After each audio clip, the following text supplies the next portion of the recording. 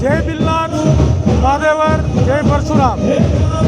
આ પવિત્ર શ્રાવણ માસ નિમિત્તે સમસ્ત બ્રહ્મ યુવા સંગઠન દર વર્ષની પરંપરા મુજબ સોમવારના પવિત્ર દિવસે મહાદેવની મહાઆરતી કરે છે।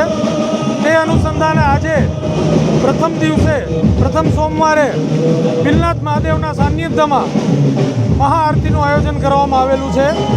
આ આયોજનની અંદર તમામ જ્ઞાતિઓ સામેલ થયેલી છે અને આ પટાંગણમાં આપ જોઈ શકો છો કે સર્વે ભેગા મળી અને પ્રભુ બિલનાથની સંગીતમય આરાધના કરી રહ્યા છે। મહાદેવ હર, જય પરશુરામ, જય બિલનાથ।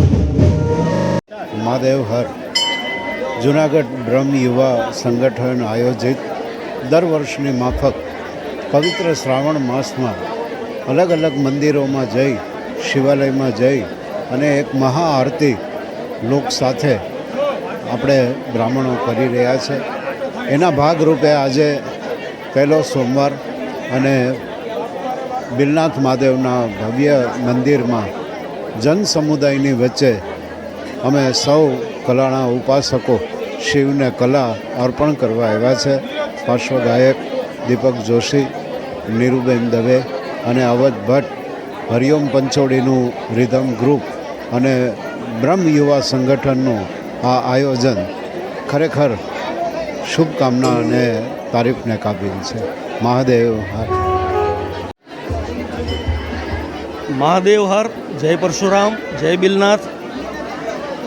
આમ તો બ્રાહ્મણોના ઈષ્ટદેવ મહાદેવની રોજ પૂજા કરવી એ અમારું એક અંગ છે, અમારા જીવનનો એક ભાગ છે। પણ આ એક વિશેષ મહિનો કહી શકાય। પવિત્ર શ્રાવણ માસનો પ્રારંભ થયો છે। જોગાનુજોગ આઈ થિંક 72 વર્ષે એવો એક યોગ બન્યો છે કે આ મહિનામાં 5 સોમવાર છે। મહિનો શ્રાવણ મહિનો સોમવારથી શરૂ થાય છે અને શ્રાવણ મહિનો પૂર્ણ પણ સોમવારથી થશે। આનાથી મોટી બીજી કઈ કૃપા હોઈ શકે મહાદેવની? બસ મહાદેવની થાય એટલી ભક્તિ કરીએ, ક્યાંક ને ક્યાંક એની સમાધિમાંથી આંખ ખુલે અને આપણા પૂજા અર્ચન જે કાંઈ એની નજરે ચડે એવી એક હૃદયની શુદ્ધ અને શુભ ભાવના એક બ્રાહ્મણ તરીકે, ભૂદેવ તરીકે બસ બ્રાહ્મણો કાયમ માટે એવું જ ઈચ્છતા હોય કે વિશ્વ કા કલ્યાણ હો અને હંમેશા બસ બ્રાહ્મણો ક્યારેય યાચક ન બને અને કાયમ માટે આ દુનિયાને બ્રાહ્મણો અને ભૂદેવો કંઈક ને કંઈક આપતા આવ્યા છે, એમ આપતા જ રહે એવી મહાદેવ અમને શક્તિ આપે। મહાદેવ હર।